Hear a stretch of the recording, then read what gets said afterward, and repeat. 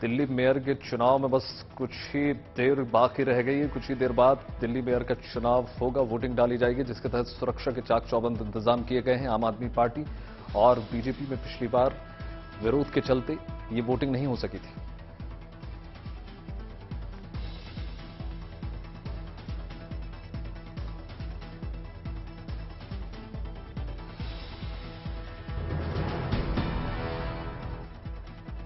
Air hostess के साथ बदसलूकी करने वाला शख्स गिरफ्तार। इससे पहले भी हो चुकी हैं कई वारदातें। इसी के तहत एक और मामला निकलकर सामने आया है, जहां एयरहोस्टेस से बदसलूकी करता एक शख्स आपको नजर आ रहा है। इसको तुरंत कार्रवाई के तहत गिरफ्तार कर लिया गया।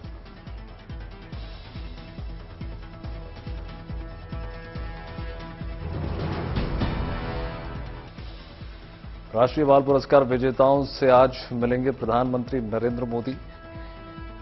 युवा शक्ति को बढ़ाने का यह सम्मेलन होगा।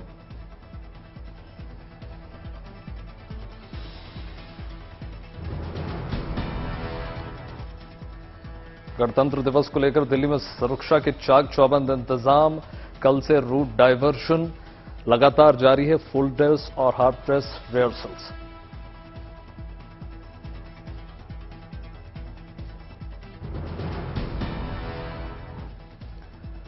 आज भारत आ रहे हैं मिस्र के राष्ट्रपति। इस बार होगा उनका शानदार भव्य स्वागत और होंगे मुख्य अतिथि।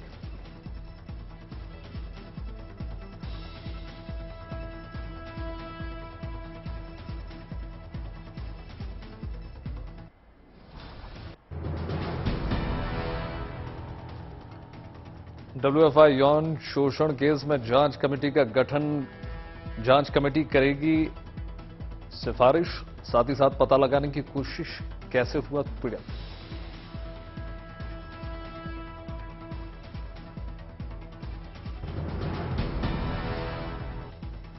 स्वामी प्रसाद के बयान पर अखिलेश खामोश। समाजवादी पार्टी का किनारा। गुप्त सूत्रों के हवाले से खबर, नाराज है समाजवादी पार्टी के अध्यक्ष अखिलेश यादव। आज कर सकते हैं press conference.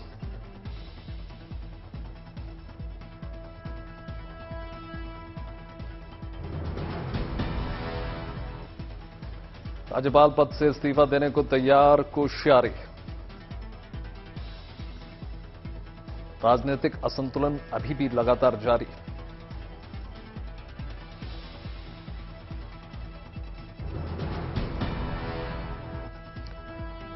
Badrinath national highway पर दरारों का सिलसिला लगातार जारी है। केंद्र सरकार और राज्य सरकार लगातार उनको पाटने की कोशिश कर रही है।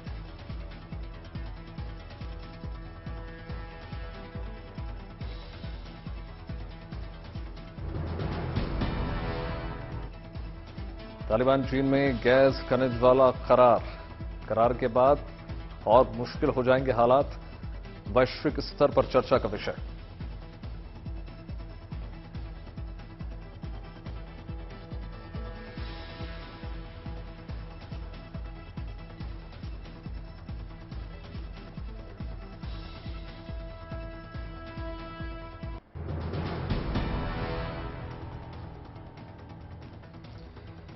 बीजेपी नेताओं से उपेंद्र कुशवाहा की मुलाकात के बाद जेडीयू अध्यक्ष ललन सिंह ने कहा है कि कोई किसी को बांध कर नहीं रख सकता। जेडीयू अध्यक्ष ललन सिंह ने उपेंद्र कुशवाहा के पार्टी छोड़ने के अटकलों पर कहा कि वो किन कारणों से ऐसी बातें कर रहे हैं ये हम नहीं जानते, लेकिन कोई पार्टी मजबूत होती है तो कार्यकर्ता उत्साहित होते हैं और कार्यकर्ता मजबूत होता है। हमारी पार्टी के कार्यकर्ता जेडीयू मजबूत करने में लगे हुए हैं और वो किस आधार पर कर रहे हैं हमको पता नहीं है। इसके अलावा ललन सिंह ने भी कहा कि वो दफ्तर में आते रहें और पार्टी की मीटिंग में शामिल हुए।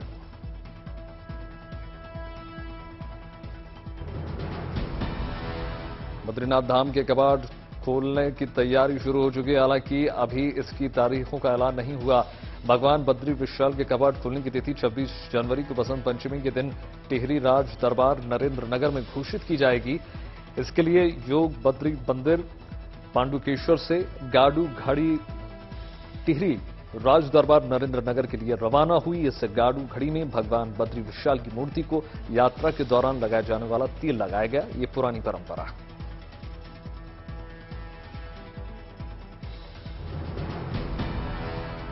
मकर संक्रांति के बाद बसंत पंचमी पर आसमान में पतंग का मजा ले रहे हैं लोग। ऐसे में चाइनीज मांझे के खिलाफ एक अभियान शुरू हो चुका है, ये सबको पता है।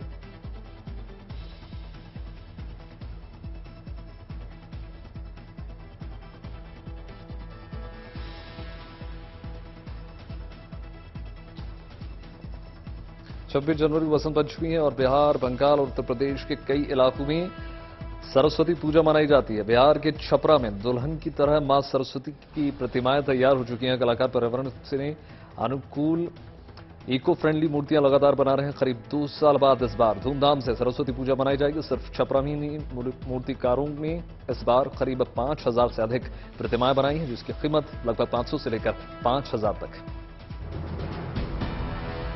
मकर संक्रांति के बाद बसंत पंचमी पर आसमान में पतंगों का बेला सजता है। ऐसे में चाइनीज मांझे के खिलाफ एक अभियान शुरू हो गया। ये तो सबको पता है कि चाइनीज मांझा कितना खतरनाक होता है। इससे अब तक देश में कई हादसे हो चुके हैं। यही वजह है कि हरिद्वार में एक कलाकार यमराज की तरह दिखने वाली वेशभूषा पहनकर सड़कों पर उतर आया।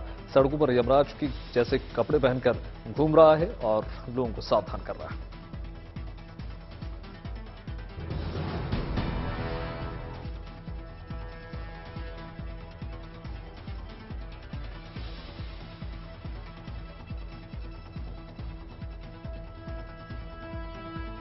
उत्तर प्रदेश के बहराइच में योगासन book of world record council के G20 योगासन रिकॉर्ड 2023 कार्यक्रम में एक 8 साल के दिव्यांग लड़के ने 44.1 मिनट तक लगातार शीर्षासन करके नया कीर्तिमान रच दिया। बहराइच के KDC सभागार में भारी तादाद में मौजूद बेसिक शिक्षा विभाग के स्कूली बच्चों के बीच जब पैरों से 40% से अधिक विकलांग दिव्यांग शुक्ला जैसे दोनों पैर आगे की बजाय पीछे की ओर मुड़े हुए और उस बच्ची ने इतने लंबे समय तक सिर पर खड़े हो रहने का नया रिकॉर्ड बना दिया।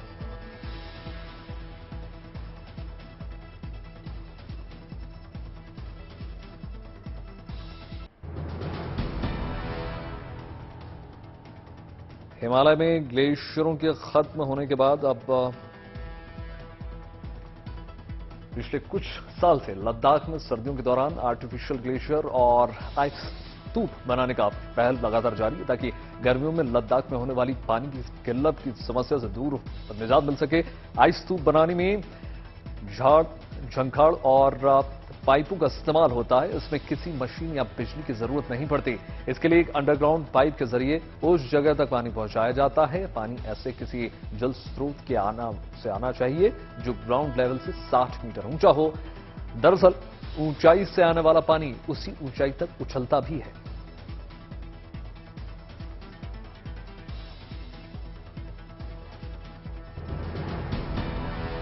यदि आपको बैंक से लोन चाहिए तो पुलिस भी आपको बैंक से लोन दिलाने में मदद करेगी।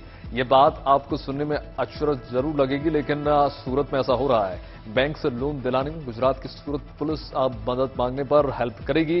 इसका ऐलान खुद सूरत पुलिस के कमिश्नर अजय कुमार तोमर ने किया है। सूरत की पुलिस लगातार ब्याजखोरों के खिलाफ सख्त कार्रवाई कर रही है। दरअसल ब्याजखोरी से तंग आकर लोग खुदकुशी तक कर लेते हैं।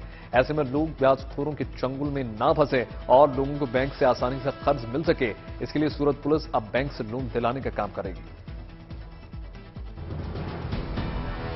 महाराष्ट्र का सोलापुर जिला गन्ना, अनार और अंगूर के उत्पादन में अग्रणी जिला बन चुका है, लेकिन जिले में कुछ किसानों ने परंपरागत खेती के साथ कई और फसलों के उत्पादन को लेकर अपनी एक अलग पहचान बना ली है और इसी में से एक है इंजीनियर अभिजीत पाटिल। उन्होंने अपने खेत में 2 प्रकार के केले सफलतापूर्वक उगाए हैं, लाल केला और इलायची केला।